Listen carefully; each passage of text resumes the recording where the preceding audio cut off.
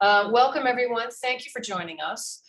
Tonight's event is a discussion on Brett Gary's marvelous new book on the legal challenges made against the obscenity laws of 20th century America, Dirty Works, Obscenity on Trial in America's First Sexual Revolution. And I'm sorry it's backwards, but I think you can all figure that out. We will post a link to the publisher's page of the book so that you all can go there and purchase a copy for yourself.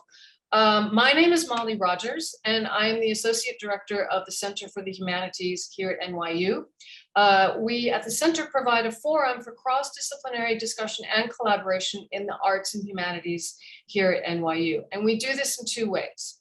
The first is through programs like working groups and humanities labs, and also through faculty and doctoral fellowships, giving faculty and students the opportunity to develop their own work in a collegial environment across disciplines. We also provide a forum for dialogue across the arts and humanities through events, such as tonight's discussion. We hope you will join us at other events, and we will post the link to our website in the chat so that you can find our mailing list and not miss a beat. Before I introduce our speakers, I want to say that we will happily answer any questions from you tonight, the audience. We want to hear from you in the latter part of the event after the discussion. So please feel free to send us your questions at any time during the conversation. You don't have to wait until the end, but we ask that you use the Q&A button at the bottom of your screen rather than the chat button. So Q&A for questions, you can put comments or greetings in the chat. This way we'll be sure to find your question among the many conversations. So it's now my great pleasure to introduce our speakers this evening. Brett Gary is a cultural historian and associate professor in the Department of Media, Culture, and Communication at NYU. Brett received his undergraduate degree from Montana State University and his MA and PhD in American Studies from the University of Pennsylvania. He's the author of two books, The Nervous Liberals, Propaganda Anxieties from World War I to the Cold War, published by Columbia University Press, and the book we are celebrating tonight, Dirty Works, Obscenity on Trial in America's First Sexual Revolution, by Stanford University Press, published just this past summer. Brett taught at the University of Colorado and Drew University prior to coming to NYU in 2004.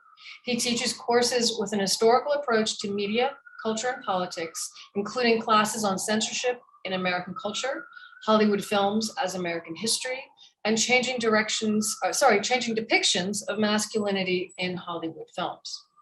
He is the recipient of the Steinhardt School's Teaching Excellence Award, and NYU's Distinguished Teaching Award, and is now in his 9th and final year as a faculty fellow in residence in NYU's Brittany Hall. Along with Amy Bentley, his spouse of 30 years, Brett is the parent of 3 remarkable young people, Joey, Annabelle, and Ruby, who I hope are all with us this evening. Brett will be in conversation with Jon Zimmerman, Professor of History of Education and the Berkowitz Professor in Education at the University of Pennsylvania. A former Peace Corps volunteer and high school teacher, Jonathan is the author of 9 books, including Free Speech and Why You Should Give a Damn, with illustrations by Signe Wilkinson, and The Amateur Hour, A History of College Teaching in America. Next year, University of Chicago Press will publish a revised 20th anniversary edition of his 2002 book, Who's America? Culture Wars in the Public Schools. Jonathan is also a frequent op-ed contributor to the Washington Post, the New York Review of Books, and other magazines and newspapers. Previously, he taught for 20 years at New York University, where he received his Distinguished Teaching Award in 2008. Welcome, Brett and Jonathan. We are so glad to have you here for this conversation, and I will take up no more of your time and hand over the screen to Jonathan to get us started. Thank you, Molly, and congrats to Brett on this terrific achievement, this wonderful book. On a personal note, I just want to say that Brett and I arrived at New York University the same year, which was 1996. And so in many ways, this book is an oral history for me. I've heard a lot about it, but frankly, not that much, which is why I enjoyed reading it so much. Mostly what I heard about from Brett were his students and his family members, because although this is a terrific work of scholarship, I do think his primary identity is as a teacher and especially as a family member, as a husband, as a parent, as a son. And in that vein, I just wanted everybody on the call to know that this book is dedicated to Brett's parents, Joe and Peg, who alas did not live to see this book, but who would be extraordinarily proud of their loving and loyal son. And their spirit is very much, I think, in the book and in our event this evening. So with that being said, Dr. Gary, let's talk about sex. And specifically, let's talk about why you chose to devote such a big part of your life and your scholarly career to studying it. Why study the regulation and censorship of sex? Why study it within this particular third of a century? Why focus on these legal cases? Why focus on Morris Ernst? I know that's a lot. Those are a lot of whys, but I think it'd be useful for the audience just to tell some stories about how you made those decisions. Sure. Thanks, John. And thank you so much for agreeing to do this. It's an honor to have you be my interviewer. And just before I start, I'd like to thank Molly Rogers and Kyla Bowen at the Humanities Center, Dov Pedlovsky from my department, MCC, who has helped organize and co-sponsor this event, and Marcella, Christina Maxfield, my editor at Stanford, who did a fantastic job.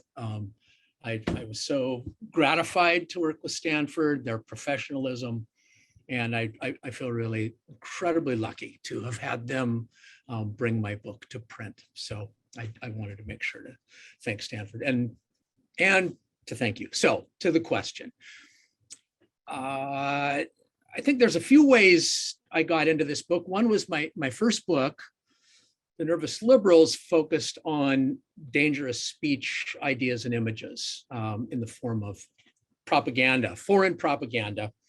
And I was really interested in the way that sort of this perception of dangerous speech, dangerous ideas ran up against a First Amendment tradition in the 20th century. And there was a real tension there to controlling these ideas at a moment of profound anxiety about the power of propaganda and the need to mobilize the American public for World War II and maintain their unity through the war. So there was a great anxiety about especially fascist propaganda. Along the way, I spent a great deal of time in the archives, in the National Archives, declassifying Justice Department records. And I became a real fan of archival work. I just thought as a young historian, it was such an interesting process to think through a project and sort of build its, the skeleton of the project, to put tendons and cartilage on it and eventually muscle and to try to make it move. And so when I was thinking about a second project, I wanted something that was in the archives. I wanted a kind of a deep archival study. And I also wanted to do something that got me back to those issues about dangerous speech and ideas and First Amendment promises, or at least the free speech tradition. So that was, I was looking for an archival project. So censorship struck me as a really interesting way to go about this. Censorship is massive. It sort of loomed over the history of American moderns in the early part of the 20th century. It loomed over Hollywood and the Hays Code, the way in which Hollywood is really sort of delimited in what it could do. So those were issues of interest to me. And the more I began reading about censorship and sort of key courtroom cases, this guy Morris Ernst came up over and over again. So he became my way into the project. And Ernst was really compelling from the beginning, well before I got into his archives. He was compelling because I realized that he was a general counsel for the ACLU, for 30 years. So he was a leading figure in the most important free speech organization in the US. I also figured out not too long down the road that Morris Ernst had this strange relationship with J. Edgar Hoover. He was J. Edgar Hoover's chief promoter in liberal circles, and really as chief defender in liberal circles. And I thought, how did that happen, right? How did this guy who was so central to the ACLU also become a defender of Hoover? So that was a question that when I went to the archives, and I went to Ernst's papers at the University of Texas at the Harry Ransom Center, which is, it's what heaven will be for academic researchers. So just an incredibly wonderful place to do research. And Ernst had deposited his papers there, and there were about 800 unprocessed, uncatalogued boxes of his materials. So I sort of began looking at the J. Edgar Hoover stuff, and I began looking at his extensive correspondence with FDR, because he had a kind of a long-term relationship with FDR. But it became clear to me, and this is a long answer, it's a long book. It took me a long time to write it, so you should expect a long answer. Once I got into those papers, I realized that the real treasure trove there were the files that had to do with his censorship cases, his obscenity law cases. And so eventually I settled into those archives and began making my way through this treasure trove of an incredibly detailed volumes about each of his sort of big obscenity law cases. So that's. And Brad, let me just say that if your idea of heaven is the UT archives, you might want to get out more. I'm just saying. So Brad, a lot of the censorship. Great burritos across the street. Yeah. Exactly. A lot of the, I remember that. A lot of the names involved in these cases would probably be familiar to people on this call. You know, you have James Joyce's Ulysses, you have Margaret Sanger of birth control fame, you have Alfred Kinsey, all of them the targets of censorship campaigns and in different ways connected to Ernst. When you think about this broad sweep and you think about your earlier self imagining this project, what would you say was the biggest surprise that you encountered when you started to put all these people together? If you think back to what you were imagining the book was going to be, and indeed what the censorship of sex was about, what was the biggest surprise that you encountered? That obscenity law, the federal in the course of doing the book about any of this. Yeah, that's what I'm saying. That obscenity law, the 1873 federal obscenity law called the Comstock Act was the law that bound all of these different clients of Ernst together, that James Joyce and Margaret Sanger, doing very different things, were both contained by this federal obscenity law. It was so capacious. It gave so much power to federal authorities, and then echoed in all of the different states many Comstock laws. The obscenity law was really the main obstacle, and that was a surprise because I didn't know that going in, right? And then I sort of figured out, oh, well, the thing that the link, right, is that Ernst and his colleagues essentially orchestrated a really systematic campaign to challenge the federal obscenity laws, or the state obscenity laws that mirrored or echoed the federal ones. So that shouldn't have been a surprise, but so much of this was new to me when I sort of entered into these materials. So figuring that out was kind of key to the puzzle. That it was the same problem. And Brad, although I've read the book, obviously, I think most people haven't yet, although they should. Tell our audience how Ernst and his colleagues altered the way that obscenity law worked, the way the law was interpreted. What was the heart of their achievement in that zone? Well, that's a big question, John.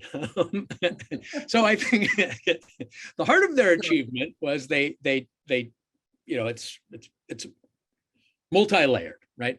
But they took this law that gave federal authorities so much power and sort of unchecked power. One of their clients, Mary Ware Dennett, who was a birth control activist. She was a suffragist, and then famously wrote a sex education pamphlet that was incredibly widely used. In fact, it was the YMCA bought 25,000 copies of this pamphlet to use in its youth education group. So it was quite reputable. Nevertheless, the postal authorities deemed it obscene. They challenged its obscenity. They set Mary Ware Dennett up for a trial for violating the federal obscenity law. And she used the phrase unchecked postal power, right? And I think what Ernst and his colleagues, especially Alexander Lindy, did was that they figured out how to constrain those unchecked powers, the unchecked postal power, the unchecked customs office power. The Customs Bureau had enormous control over the flow of materials into the country, anything that violated obscenity law. So obscenity law itself was really capacious. Anything that was sort of perceived, and it's written into the law, kind of that would deprave and corrupt, right? So if it would induce lust or arouse lust, right, it was obscene. And anything that had to do with birth control or contraception in any form or any information about contraception. So it was both contraceptive information, contraceptive devices, and anything having to do with abortion written into the same law, that was also obscene. So it was literature, it was drama, it was poetry, it was photographs, and it was anything having to do with birth control. So those materials were really extensively patrolled. And what Ernst and his team did is, on behalf of these quite distinguished clients, they systematically defended those clients' artifacts, right? Whether it's James Joyce's Ulysses or Margaret Sanger's birth control clinic, and were able to demonstrate that these materials were not obscene. So they transformed the way the courts interpreted obscenity law. And so, Brett, by the end, I mean, obviously there's much more after your book, but what's still obscene? So of course, right, many of the things that you describe in the book had been classified as obscene, and Ernst and his colleagues successfully removed that designation, right, so that they could be consumed. But we still have obscenity laws, right? Obscenity is still not protected under the Constitution. It's just defined differently. So after Ernst had done his work, what remains as obscene? So Kinsey's not obscene anymore. Ulysses isn't obscene. Margaret Sanger isn't obscene. What is? Now? Yeah, or after they, after the Roth case, after the 1950s, after the, end of your story. Yeah. Well, it opens up pretty quickly, right? So I think, just a little background is that the Supreme Court upheld the constitutionality of the Comstock Act several times in the 19th century, and the Supreme Court never challenges that obscenity, or never hears a challenge to that obscenity law again until 1957 in the Roth case, right? When they finally create much more space for materials that are intentionally sexually arousing as their primary purpose, right? And they essentially said that unless those materials are utterly without redeeming social value, right, or have no scientific or historical value, then they're obscene. That really opened the door for what we understand now as a kind of modern anything goes pornography that is ubiquitous. They also left that in a subsequent case, they left that up to local community standards, right? In a Miller v. California, 1973, they said, all right, so we're gonna give localities some teeth here, but they left it up to localities. Very few localities sort of tried to wrestle in, sort of bring pornography under control. And then the internet exploded everything, and it's sort of uncontrollable. So what's obscene now? Kiddie porn, right? Child pornography and Right. animal torture are essentially And that's pretty much it. that's pretty much it. Right. So Right. anything that sort of involves consenting adults, the courts have just backed off on saying that the state has any interest in trying to control this. Until 1957, it was widely agreed upon, and subsequent to that too, that the state did have a compelling interest in controlling materials that would lead to depravity and corruption, right? To Yeah. unbridled lust. Right. Right. And so, now I think we get into some hard questions. At least they're so hard for me. Throughout the book, there's this marketplace of ideas metaphor that surfaces that Ernst was fond of. Yeah. It's very compelling in the abstract, right? Especially if you're talking about Ulysses or Margaret Sanger, right? Their ideas should be in the public square. And to use a very loaded adjective, I think it's obscene for the state to prevent that from happening. But how does a snuff film contribute to the marketplace of ideas? My favorite chapter in the book is the one about the trashy literature, because I thought that the one you call it the vomit school of literature, and I might have interpreted this chapter incorrectly, but the way I read it was that Ernst and his colleagues felt you had to defend some trash in order to defend the good stuff, even though there were people that disagreed with them.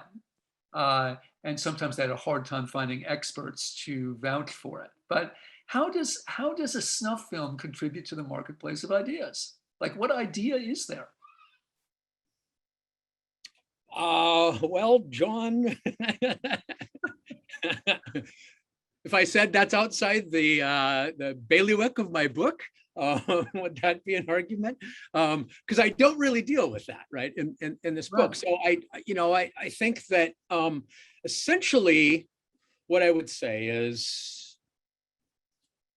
Ernst and his colleagues got the court to the place where they no longer presumed harm to adult viewers, right? And so what happened, that the kind of the early litigation of these cases, kind of the early history of the Comstock Act and the way that the courts upheld the Comstock Act was that they presumed that at the center of the reading public were vulnerable youth, right? And so the courts routinely upheld the censorship of various texts because vulnerable youth might be harmed by them, right? And that the threat of harm to vulnerable youth, the kind of moral corruption, and the replacing of sort of sin with pleasure, right, was going to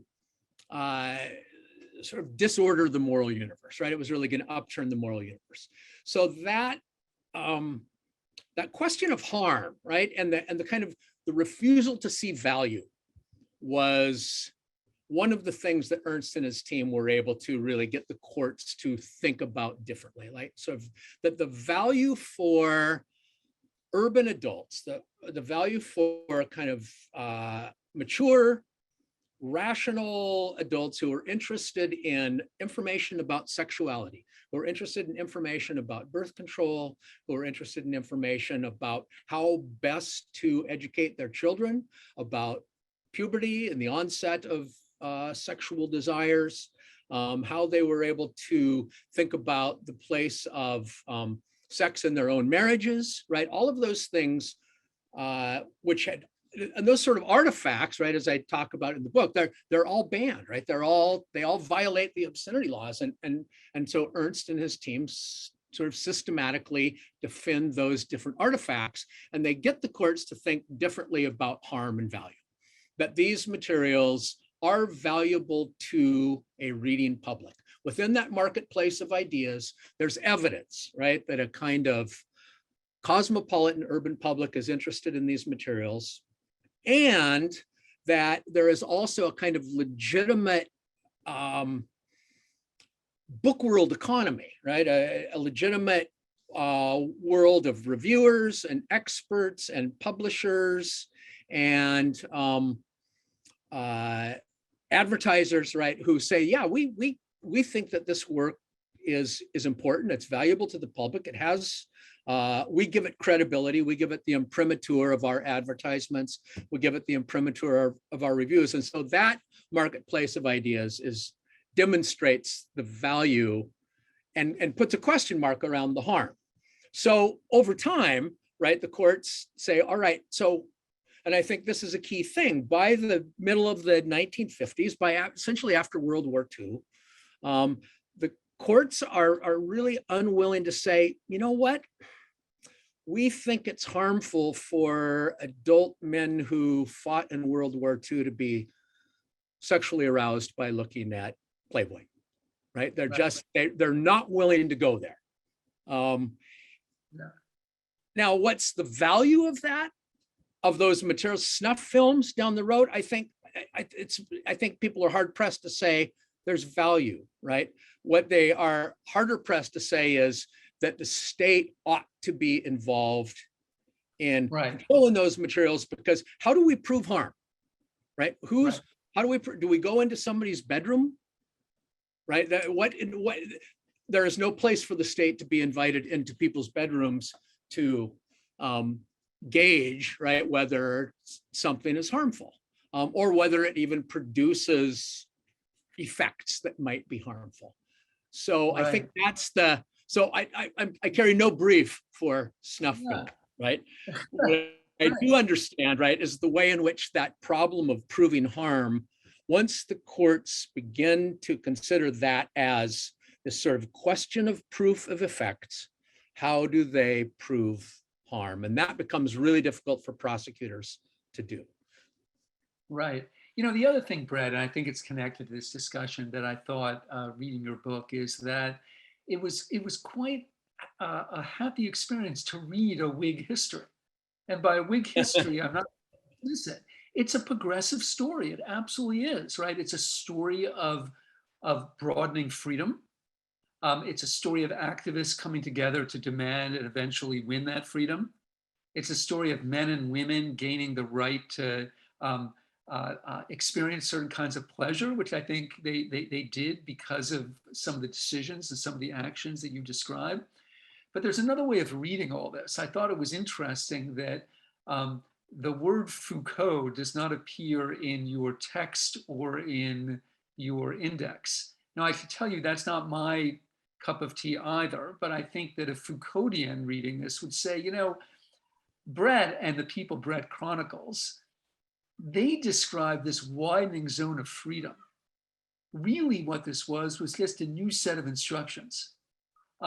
Be free in my way, be sexual in my way. You're not doing it right. Consult a sexpert. You think you're having pleasure, but you could have more.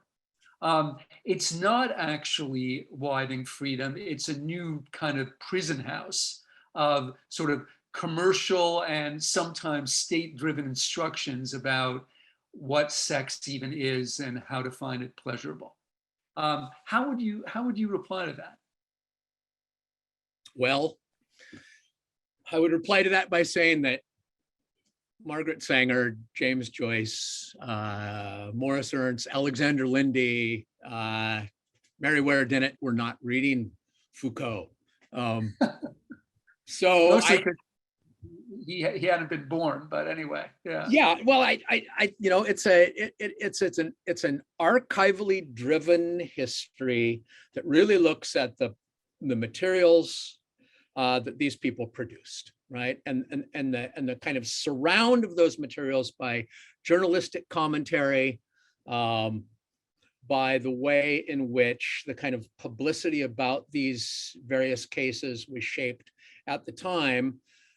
So I don't think that there wasn't a voice. Maybe there were theological voices, right? There were theological voices at the time that were saying, don't be fooled, right? You are sort of being led into a trap of exploitative, understanding of one another, of a kind of materialistic reading of what ought to be thought of as deeply spiritual engagement with other human beings as sexual beings for spiritually deepening purposes, right? So I think that the theologians were the voices of caution about sort of,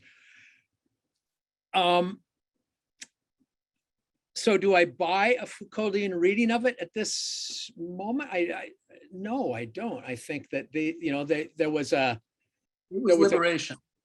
I think it was liberation. I think that the people in those eras that I'm writing about understood this as being about battles for liberation, battles for knowledge about materials that were denied them, especially the birth control movement, right? This sort of deep struggle for many decades to have legal access to the most basic information about contraceptive practices, contraceptive technologies.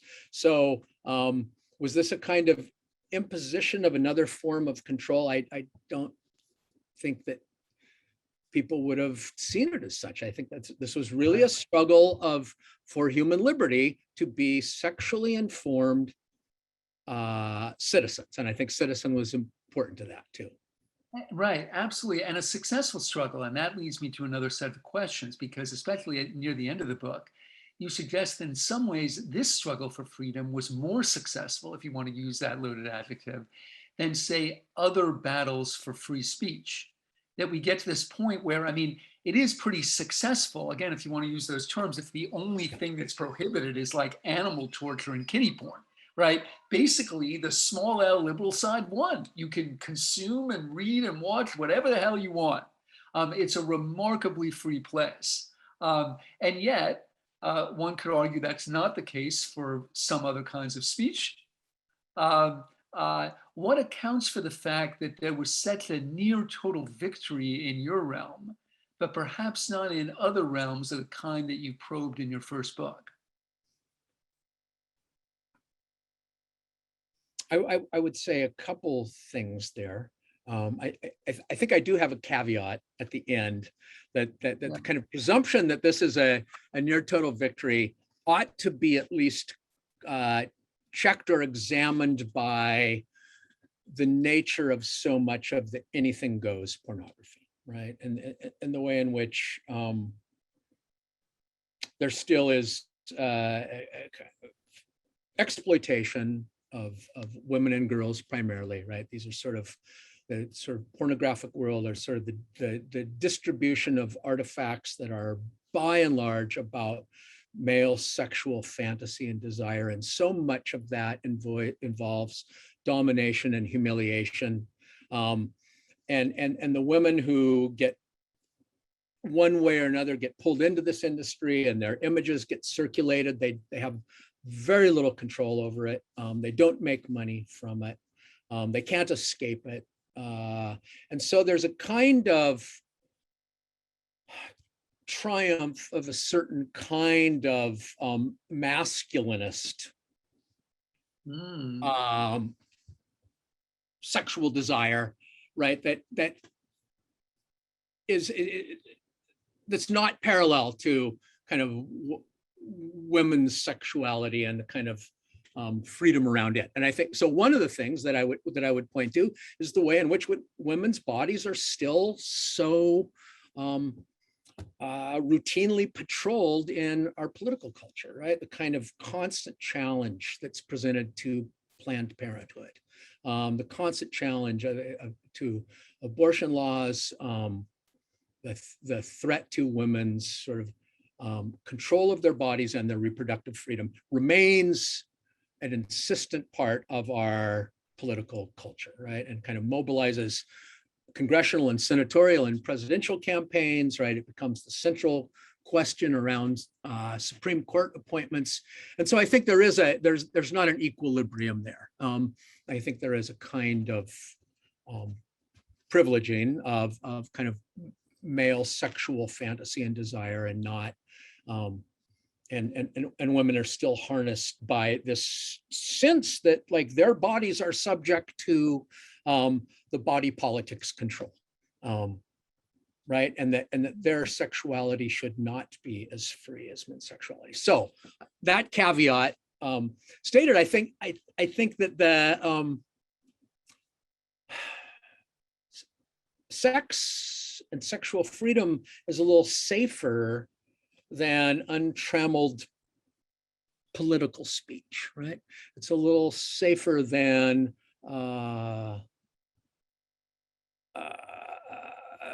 misinformation or about pandemics, about vaccines, about election theft, right? So I think that the capacity of sexual speech to create profound political instability is not nearly as great as the capacity of, I'm going on a little bit of a limb here, but the capacity of kind of extreme political speech and deliberate manipulation of information and fear and falsehoods that produce a kind of crumbling confidence in the capacity of the state to manage a civil order. How's that? That's good. I mean, I guess a couple things that some people could read your book with regard to your comments about kind of satisfying male fantasies and degrading women. Some people could read your book and charge Ernst with paving the way for that. Again, I'm not saying that would be necessarily a fair reading, but certainly some of the battles that he won in court did play a role in clearing the way for that kind of expression, including some really awful and misogynist expression. And I wonder if that should, I don't know, temper the in any way the accolades that we give him for, winning these quote freedoms. Yeah, I think that's a great question, and I would say again, I want to say, because I think this is important to the book I wrote. I really don't deal with the kind of post 1957 pornographic universe. And those kind of cautionary notes that I don't throw them in, that I carefully think about and write about in my conclusion. Am I getting a weird feedback for you? No, for a moment you went out, but you're back. Okay. Yeah. So so I don't really write about that, the pornographic present, right? That's not what this book is about. I think that this book is really an argument about the way in which a kind of civil libertarian, anti-censorship strain of liberal civil libertarianism became central to American thought, legal thought, sort of literary thought, the defense of the arts, the defense of artistic expression, and the defense of women's right to contraceptive information and bodily autonomy. So knowledge, right? Yeah. Choice, autonomy, and a kind of trust in the capacity of the modern adult to make rational decisions about their needs. I think that's the triumph that's at the center of this book. Did Ernst unleash things? He did, and I think he acknowledged that late in his career. He became quite distressed, right, about what he saw as the proliferation of violent exploitative images. And I think that was a disappointment to him.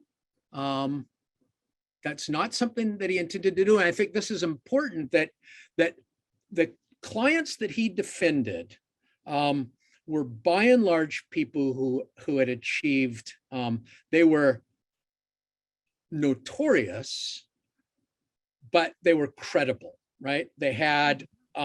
They were not smut mongers, right? They were the author of the great modernist text of the 20th century, right? The great Redcliffe Hall, the author of sort of the first great and really important novel about lesbianism.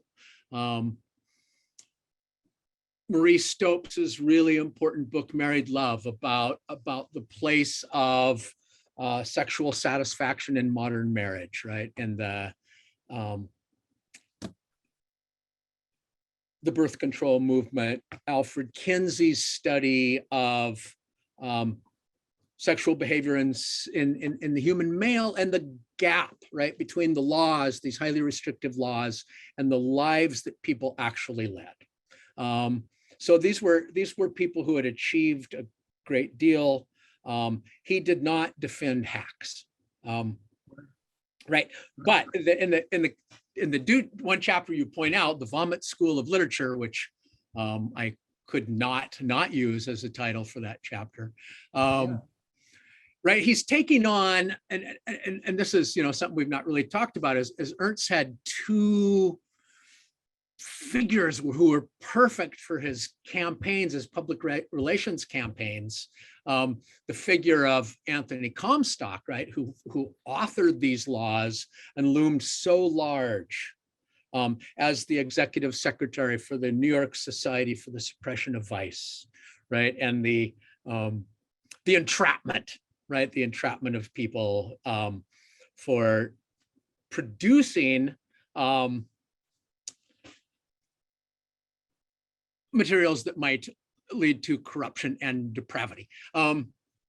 So there's, and then his heir, Jon Sumner, who is this sort of dour Presbyterian elder, who is the new executive secretary for the suppression of vice. And he raids bookstores and he raids publishing houses and barbershops and theaters. And it really sets up this sort of public space for Ernst to go after those people. So on the one hand, right, he's got these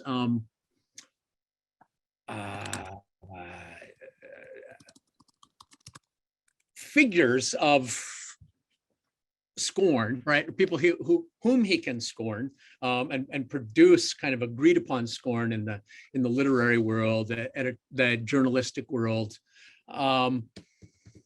And then he defends these people who have produced these highly credible works. And that is, so I think there's a great success, right, to what he does. Now, what happens subsequently, the kind of unanticipated consequences of technology, the transformations of the film industry. He couldn't anticipate that. Yes, right. No, and we shouldn't hold him responsible for that either. Just a couple other things before we go to some questions, Brett. You did mention at the beginning that one of the things that drew you to Ernst was his relationship with J. Edgar Hoover. And I think we should talk about that just a bit, because especially for the listeners, it is quite confusing to read a book about this great civil libertarian who ends up being not just an apologist for Hoover, but at different times an informant, an assistant, a henchman in some ways. So how do we explain that? What connects these two parts of this figure? Yeah, that's a hard one. That was a puzzle that I worked on that for quite a while, thinking about, all right, how am I going to write this in this book that had become, and there was a question, what was the kind of structure of this book going to be? Was it going to be a biography of Ernst that sort of foregrounded this political life with FDR and Hoover, and then these other stories were part of that story? I wrestled with that for a long time, and when I really came to understand that the battles over obscenity law were Ernst's primary contribution to American law, and to kind of literary and sexual modernism, right? That the defense of literary and sexual modernism is his what he really succeeded at. The Hoover thing is,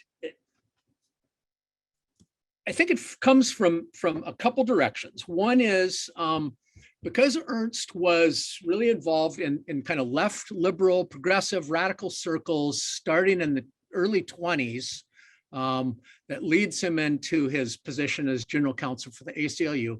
He moved in the circles of communists, socialists, anarchists, and others.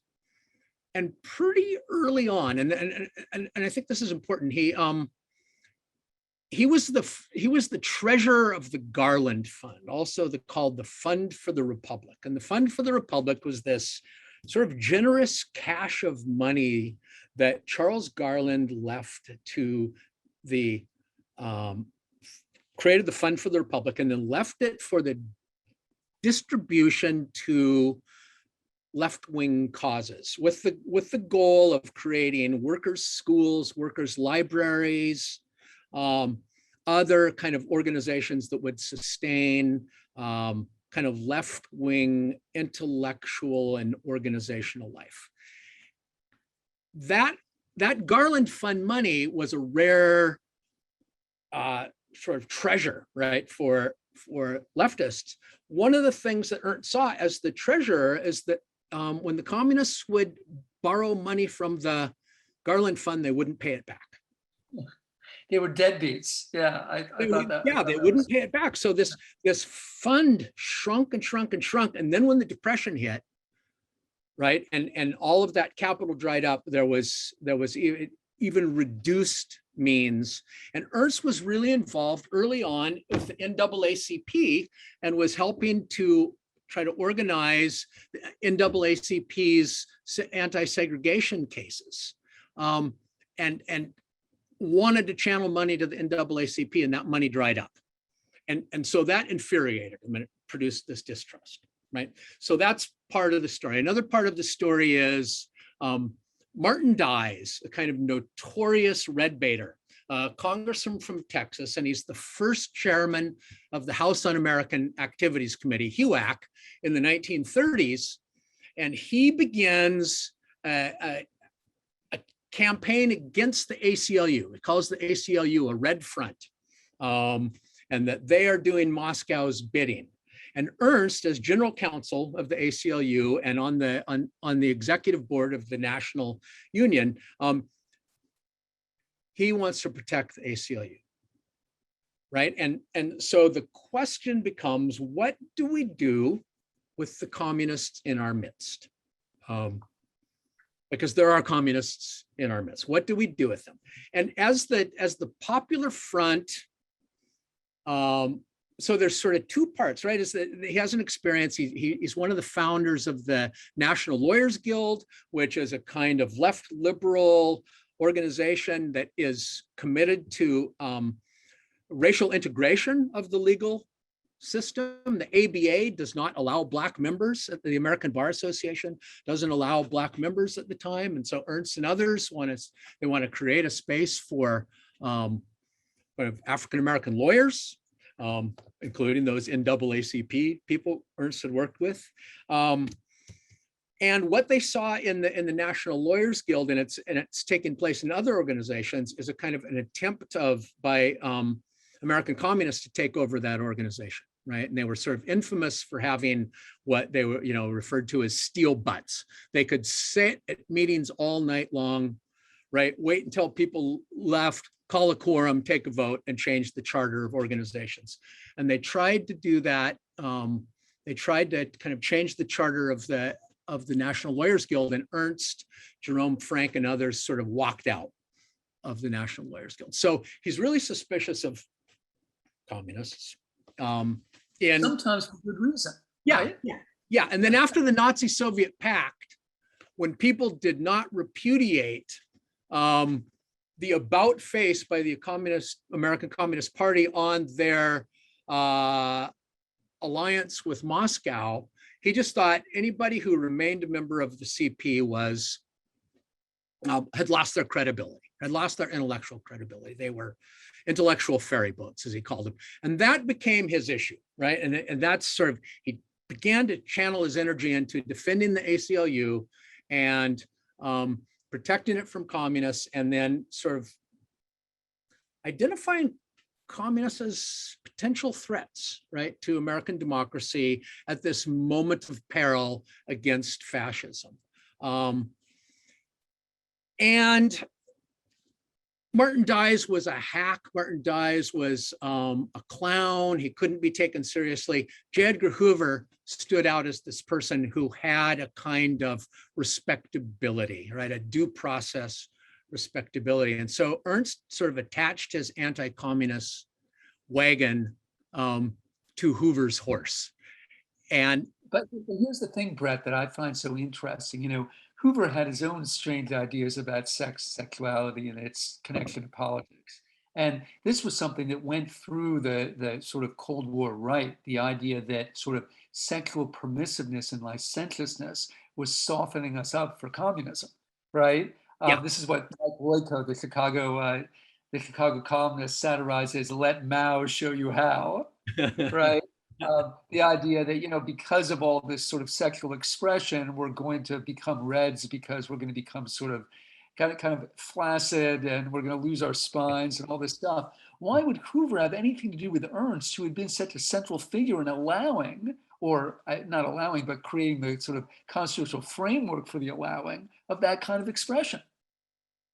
He was Like, useful. from Hoover's point of view, it's weird. It doesn't make sense. He was useful. I think he would have hated Ernst. He kept his distance from Ernst. He used his lieutenants as sort of the go-between. So it's, you know, fairly quickly, there's a really extensive correspondence between Ernst and Hoover, only it's really between Ernst and Hoover's lieutenants. And Hoover keeps his distance from Ernst, but finds him very useful.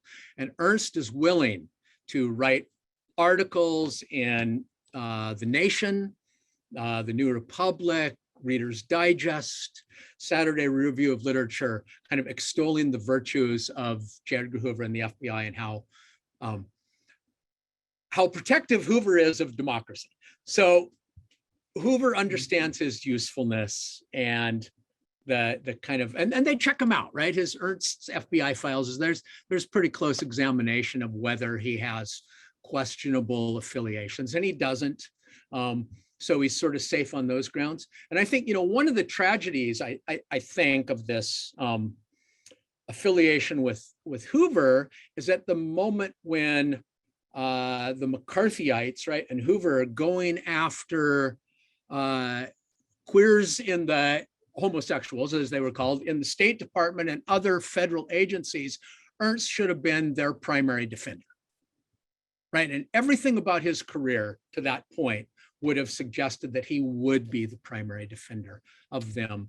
But because he had made this alliance with Hoover, and because he wouldn't criticize Hoover, he really failed to defend people's privacy, their sexual identities, their privacy, and to protect them from being fired for no cause. And he failed utterly on those grounds. Which is what happened to gay and lesbians. I mean, in this department and other places. Right. So a question in the chat, this is actually from my pen friend and colleague, Nancy Bentley, who incidentally also happens to be the sister-in-law of Brett Gary. She writes, better be a softball, Nancy. "It sounds like the, quote, liberation of this moment might have two dimensions.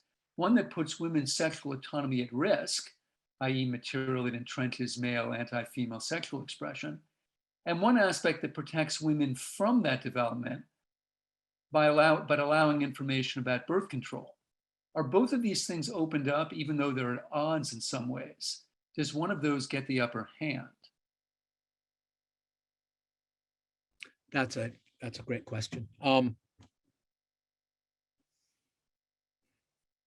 I think culturally, politically, we have been more willing to sacrifice women's bodily autonomy, their reproductive rights. We've been willing to sacrifice that, and we have not been willing to sacrifice sort of male sexual fantasy and male sexual autonomy in the political realm. Okay, so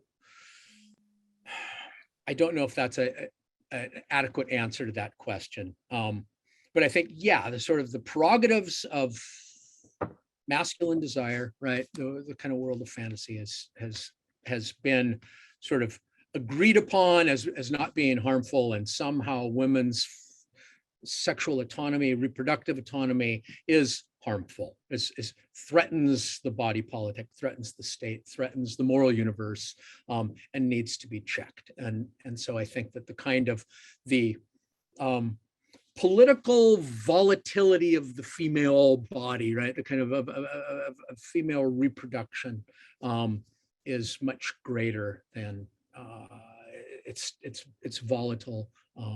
It's negotiable in the political realm. And I think one of the things that will be interesting to watch, and it's sort of along these lines, is, and you write about this and think about this and teach about this a lot, John, the kind of culture wars from the 80s to the present. So many of the different culture war battles are about sexuality. They're about sex education, right? They're about gay rights, or about gay marriage. That has by and large been accepted by the American people. That sort of, yeah, the liberal side just won. I mean, I have a new edition of my book coming out, and what I say is the religion wars in schools are almost done. Even sex ed is not highly battled like it used to be. School prayer is over. As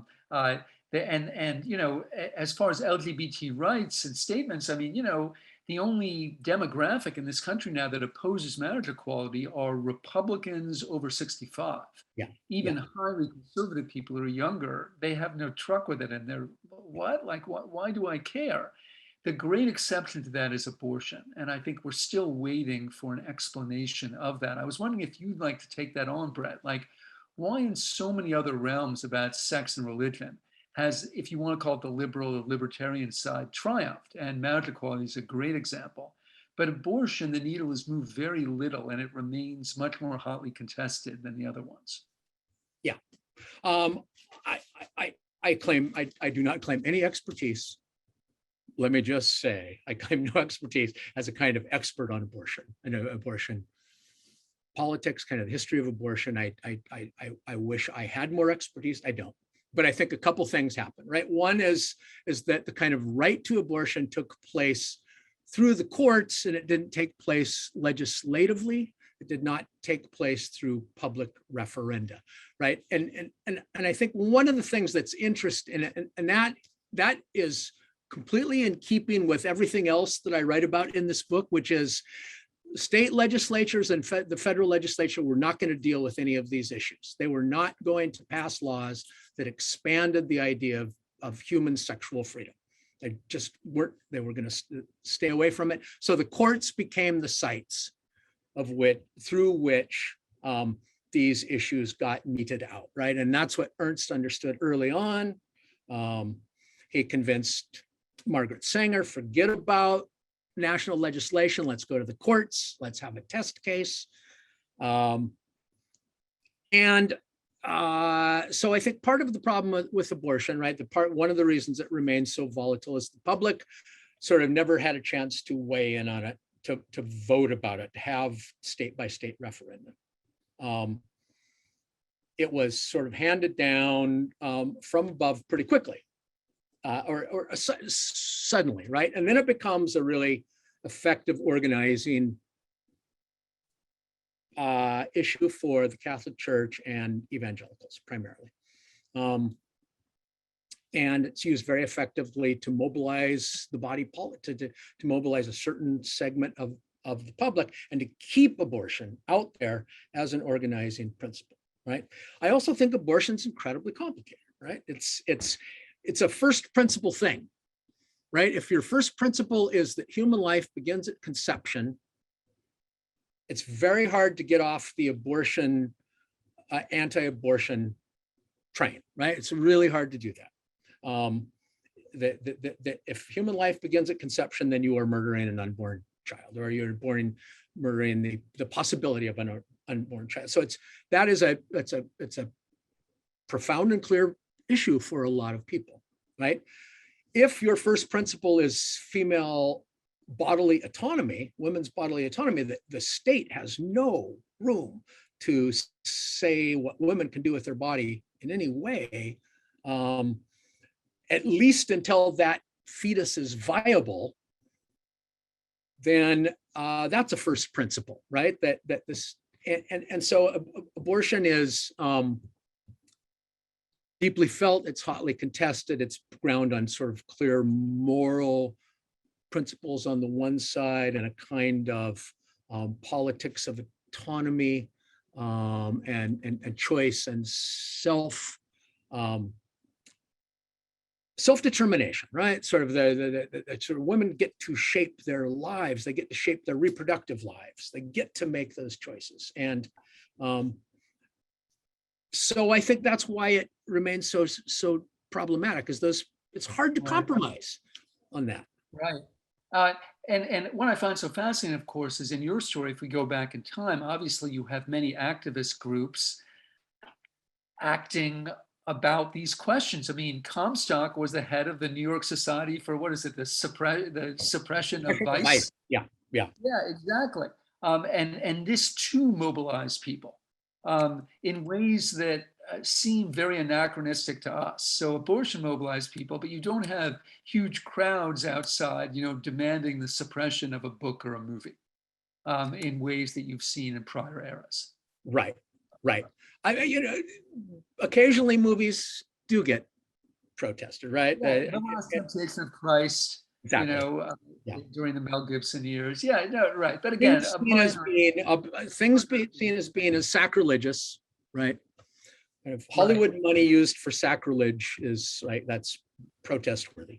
But before we leave reproductive rights, Brett, though, we do have to talk about one other matter, which is the eugenic dimension of the birth control movement, and the fact that in recent years, since you mentioned Planned Parenthood, even organizations like that, for whom Margaret Sanger was the founder, the founding mother of the organization, they've distanced themselves from her and from her name because of some of the eugenic arguments that were made in favor of birth control. And Sanger's famous quote that everybody trots out was, "More children from the fit, less from the unfit," right? This is the cause of birth control.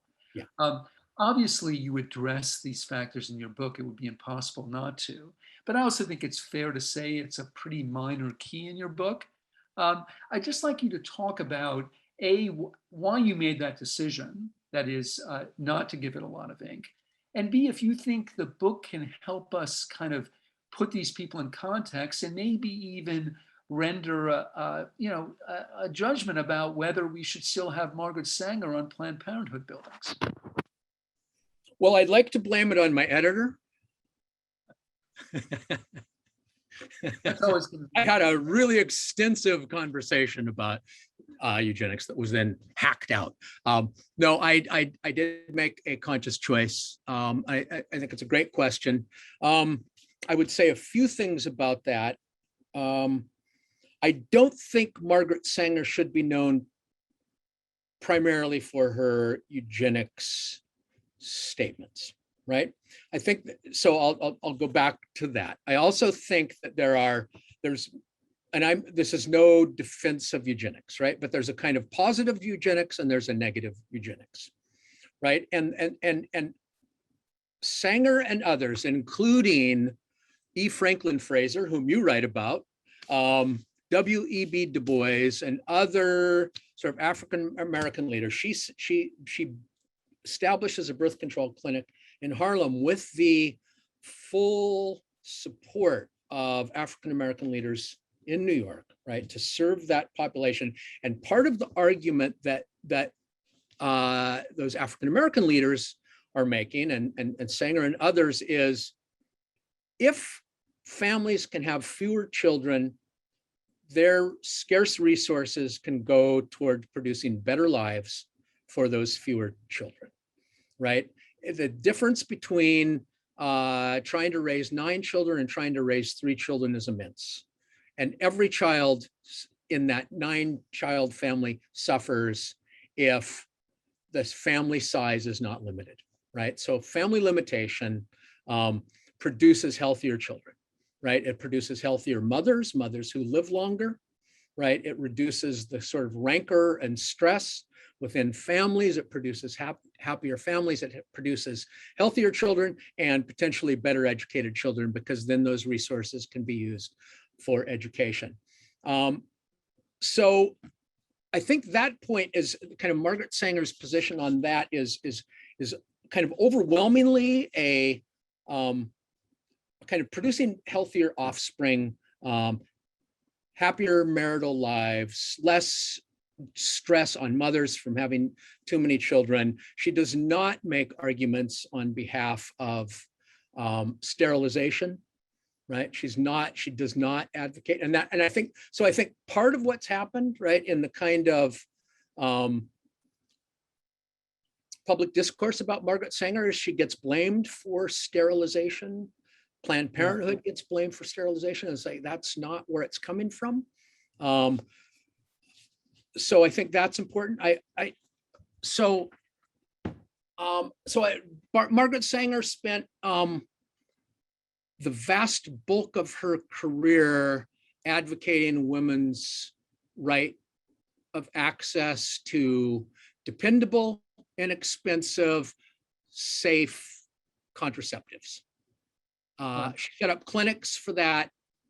Tens of thousands of poor and middle-class women had access to those clinics. They were inexpensive, and they provided care. And also then, and Ernst was really important in this, was getting the American Medical Association to commit to contraception, right? Because the AMA kind of kept their distance from it. And Ernst and Sanger together, but I think Ernst very effectively made an argument in the courts that this is a doctor's moral duty, right? To take care of his patients, right? And part of taking care of his patients was to help protect them from unwanted pregnancies, to protect them from dangerous pregnancies. So I think that is, to me, that's Sanger's. That's the sort of the importance of her story, up through funding or kind of advancing the birth control pill, developing the birth control pill with Catherine McCormick. So I think that I think it's too bad, right, that she gets reframed, right? She's a radical. There's no question she's a radical. She's a feminist radical. She's not a racist. That's not sort of racial hierarchy, right? And challenging the kind of hereditary qualities of African Americans or immigrants is not what she's doing. She is bringing these resources to immigrants, right? And I think that most of the people who know about Sanger in the Planned Parenthood community would agree with what you just said. I think it's undeniable. But I think they add something else, which is that at different times, just like almost any white person in the progressive era, that she engaged in this language of, quote, race suicide. And you can see this in all the great heroes of the progressive era, Jane Addams, right? Teddy Roosevelt. The idea was that, white people aren't going to make enough babies and other people that aren't white are, and it's not going to be pretty. And so the worry is that if white people use these contraceptives, that they'll end up limiting their families where other people aren't. And white people will eventually be obliterated by people that, well, frankly, people that Teddy Roosevelt thought were inferior to white people. And I do think that you can see strains of that in almost anyone from the progressive era that was white, including Margaret Sanger. And so then the question becomes, what do you do with that? Right? No, right. Again, I would say it's not her motive force, right? It's not her sort of primary concern. I'm trying to write about, in this case, right, sort of as the way she sort of circulated in Ernst's life or his career, right? It's it's this other sort of larger project. The race, and I think the race suicide thing is really interesting because it's also Anthony Comstock's motive force, or one of them, right? Is that white women in the 19th century, right? The kind of population rate of white middle class and upper middle class women is just precipitous decline through the 19th century. They're availing themselves of contraception. Right. And obviously this was connected to sex ed too, because one of the other reasons sometimes fertility was limited was because of STDs, right? And you know, Roosevelt and Comstock weren't wrong about that, right? But this was actually a central motivation for creating sex ed in schools, was the idea, look, if non-white people are infecting each other with STDs and limiting their fertility, we're not going to be that worried. But if white people do that, we're going to be very worried. Surely that was just part of the rhetoric at the time. Not just the rhetoric, politics. Well, and they went after Mary Ware Dennett in her sex education pamphlet because she said syphilis is curable. It's like, so, right? It's like, how dare she, right? Sort of make that public health claim instead of being, So Brett, here's another question, just as a historian that I'm interested in. You know, you made choices to focus on a couple characters and they drive the book. I mean, Ernst is obviously the first one, but then in each chapter, right? Mary Ware Dennett, you know, Marie Stopes, you know, Margaret Sanger, Joyce, or Joyce's book, and the, you know, the people around it, you know, and eventually Kinsey. Was there anything that in your judgment joined these characters together? Like, was there a spirit or a quality that they shared? Because, you know, some of them weren't particularly likable people. And Marie Stopes, I think, you know, you have that great line in there where somebody quotes, somebody's talking about her and says, you know, she loved humanity, but she was like really terrible to human beings. And that reminded me of Orwell's famous essay about after Gandhi was murdered, which said more or less the same thing, right? I mean, that, you know, that Orwell, of course, shared Gandhi's politics, right? He was from Burma. His whole career was about fighting colonialism. But he's like, oh, this great Mahatma. Turned out that he was sort of a shit to the people closest to him, like especially his wife and his sons. So what were these characters like as people? And was there anything, were there qualities or characteristics that you thought bound them together? Passionate about their causes, right? That they, I think that's kind of the critical thing, is that they were both really good at what they did, right? They achieved this leadership, this sort of high credibility of performance, right? And they were passionate, and they believed enough in their causes that they were willing to take on potentially expensive trials, right? And sort of to go through, you know, really long trials. That trial on behalf of Kinsey, it's 6 years. Kinsey dies right before that case is finally resolved. So Kinsey is importing materials into the Institute for Sex Research at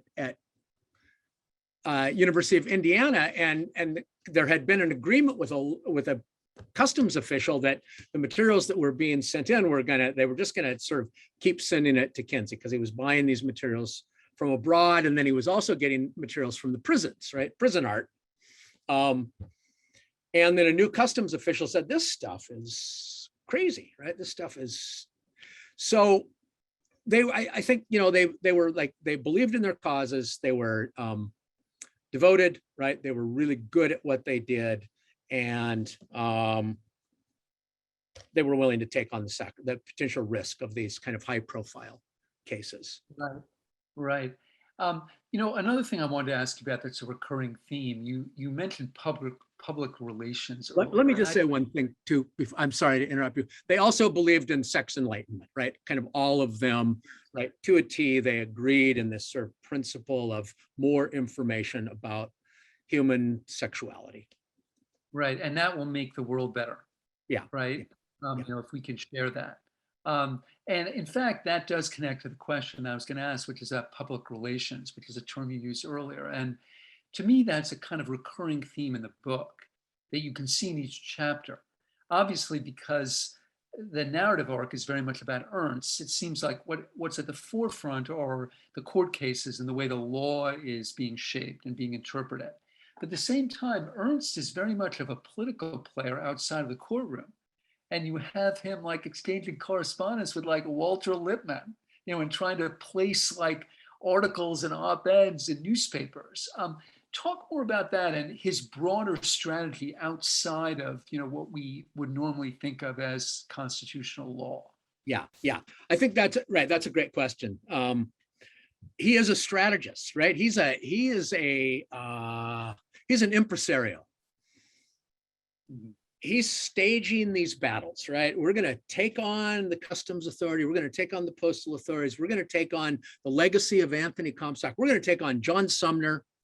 Right, we're going to take on the New York City police for their sort of violations of the public's right of access to these materials. And he enlisted journalists and writers on his behalf, and sort of every one of these cases, once he gets his system down, right, he gets rabbis, he gets sort of progressive parsons, Episcopal priests, leaders of the YMCA, New York newspaper editorialists, publishers, bookstore owners, and writers, right? He gets to sort of and kind of what we understand as the kind of American modernist canon, Theodore Schroeder, Sherwood Anderson, Sinclair Lewis, right? These guys write on Ernst's behalf in each of these cases. And so they build these incredible trial briefs with these appendices that are kind of, they're remarkable documents, and the judges are like, wow, can I get an autographed version of that? It's such a remarkable document. And so he really manages kind of the publicity around these cases, and he has his editorialists lined up. So he's trying to get Walter Lippmann to write an editorial about how Jon Sumner is once more like, offending public sensibility, and Sumner is offensive, right? Sumner will raid a bookstore. He'll go into, or a publisher's warehouse. He'll go into the publisher's warehouse and he'll take 865 copies, right? Lose the case, and then make Ernst and his firm chase him for another 6 months to get those 865 copies back, and he doesn't give them all back, right? And then he sort of says, I defy you to get these from me. So he's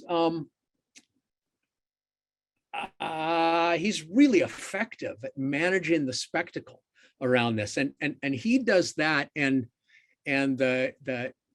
his assistant Alexander Lindy writes these brilliant briefs. They're just elegant pieces of kind of literary history, sociological analysis, and legal history. And so it's Ernst kind of managing the public, and then Lindy presenting these great things to the courts, and then Ernst goes into the courtroom, right, once the judges have read these briefs, and he's really quick on his feet. And he sort of effectively manages the courtroom performance, but Lindy manages the kind of intellectual arsenal that he produces. And in some ways, to me, the book is the kind of memorial or Valentine to this time when these cultural figures like Sinclair Lewis just exerted enormous authority. I mean, to me, it was just so fascinating how much people cared. It's like, whoa, Sinclair Lewis signed this brief. Yeah. And it's just hard to imagine any analog to that today, that these men of letters, as they were called, right? They were central to Ernst's strategy, as you put it. It told me, precisely because they carried so much cultural weight. Yeah. Which is remarkable. Yeah. I think, part of that was New York City, right? New York City was the perfect place for him to run these campaigns. And one of the things that I briefly address at the beginning of the book is there are these sort of there's these battles in Boston in the middle of the 1920s, the banned in Boston spectacles, where they lose, right? The bookstore owners, the publishers, the writers, they lose, right? They get convicted, and Ernst figures out New York is a better place to stage these battles, right? It's Jewish cosmopolitan judges in the local courts. And the kind of Catholic Church doesn't have the same sway. And the old Puritans, right, don't have the same sway. I'm glad you mentioned Jewish, because now I get to ask my parochial selfish question about Ernst as a Jew. There are a couple passages about it at the beginning, but again, I understand that wasn't a focus for you, nor am I suggesting that it was one, but it was for me. And I was wondering about his Jewishness and what you learned about it, and what, if anything, its connection was to the work that he did in these zones. Jewish identity didn't matter very much to Ernst. He loves Justice Brandeis. Justice Brandeis is his hero. He's got a framed photo of Justice Brandeis on his wall. He's got Justice Brandeis' Tiffany lamp on his desk. But he's, when Justice Brandeis becomes a Zionist, Ernst, he does not go that direction, right? He's a kind of New Deal liberal American. So I think his Jewish identity as a kind of religious Jew, it's not an issue at all for him. He's not a religious Jew. What's important is the household he grew up in was a household of books and learning and aspiration and mobility, intellectual life. And so that was important. And then I think where Jewishness does come in is that he feels, along with the men he formed his law firm with, Herbert Wolf and the Greenbaum brothers, Eddie and Lawrence, right? They are marginalized as Jewish lawyers because the white shoe firms are not hiring Jewish lawyers, right? So they form this firm, and this so if you're a young talented graduate of Columbia Law School and you're Jewish, like Greenbaum, Wolf, and Ernst, that is a great place to land. So I think bringing along a generation of that kind of next generation of young Jewish lawyers was important. So a couple questions from some colleagues at NYU. Rod Benson wants to know if there was an aha moment when you were doing this work, kind of a moment where you had one of those epiphanies that we actually do have now and again, where you actually saw what the kind of the narrative arc and the meaning of the book was going to be. And Dana Poland is also wondering where you go from here and what the next book is going to be. So the aha moment. Aha, I understand that Ulysses is funny. No, I think that part of that I don't know if I have an aha moment. There is an aha moment in that case, right? In which the kind of pleasures of Ulysses and the kind of its actual erotic elements and its humor and its bodily humor, they just have to write it out of their defense, right? It's a great masterpiece. And so I think one of the aha moments is the way that they sort of Bowdlerize the different objects.